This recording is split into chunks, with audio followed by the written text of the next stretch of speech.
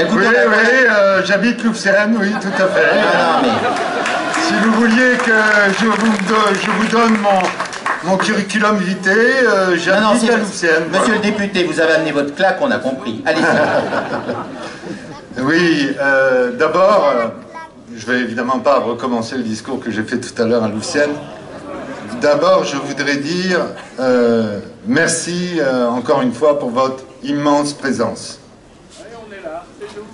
Et je voulais vous dire que, évidemment, je suis solidaire de la position qui a été exprimée par Jean-François Pommery et par François de Mazières. Je suis évidemment totalement solidaire de la position qui a été dite par Anne Père au nom de Valérie Pécresse, ma présidente du Conseil régional.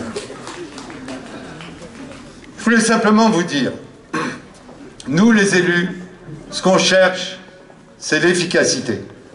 Ce qu'on cherche, c'est la réussite. C'est pas de crier, c'est pas de... Non. Ce qu'on cherche, c'est aboutir. Et c'est aboutir pour vous. Aboutir à ce que l'État recule.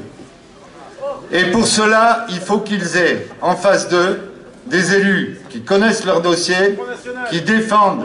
Non, c'est pas les gens qui crient. Et je voudrais demander à ceux qui crient de bien vouloir pouvoir m'adresser aux autres. Bon, monsieur le député, je m'occupe de la police de la salle. S'il vous plaît. Merci. Suivant. Allez. Mais nous sommes tous le peuple. Nous sommes tous le peuple. Monsieur le député, vous continuez. Allez-y, vous laissez pas... Nous avons été, ça a été dit et redit, choqués de la façon dont l'État a procédé et qui a fait qu'on a appris ça par un tweet. C'était à nous que le préfet, le sous-préfet, devait réserver la primeur de cette intention.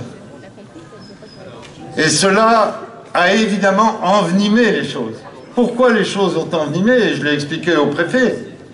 C'est parce que la forme n'ayant pas été respectée, l'affolement a eu lieu. Pierre-François a été obligé de faire une lettre aux Louveciennois pour les rassurer, alors même qu'il n'avait pas encore vu le préfet. Et donc, nous avons été dans une situation où la population, à juste titre, s'est enflammée, mais parce que les élus n'ont pas été informés à temps et les élus n'ont pas pu donner leur point de vue. Nous avons depuis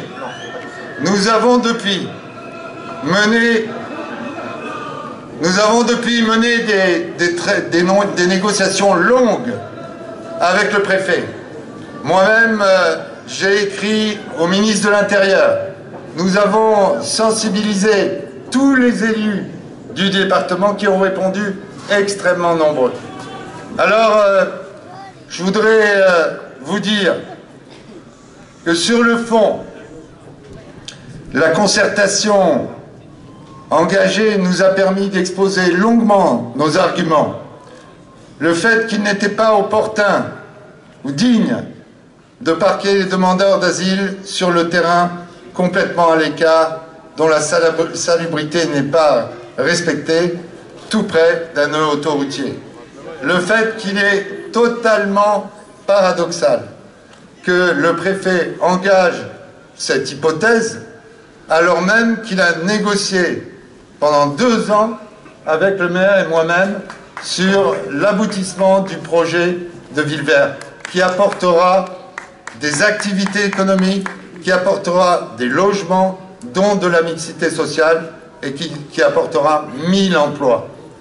Et enfin, l'inquiétude ne pouvait manquer de se faire dès lors que le fait de placer ces demandeurs d'asile sur un terrain de 24 hectares, ce qui constitue évidemment une tentation pour l'État d'accroître à volonté la capacité de ce camp. Alors je voudrais vous dire Nous, ce qu'on cherche, c'est obtenir gain de cause. Nous allons continuer à le faire. Nous allons vous tenir au courant. Mais je refuse le langage qui consiste à associer systématiquement fermeté et inhumanité. Je pense qu'on peut être ferme tout en étant humain. Et nous aurons gain de cause. Voilà. Merci. Merci, monsieur le député maire.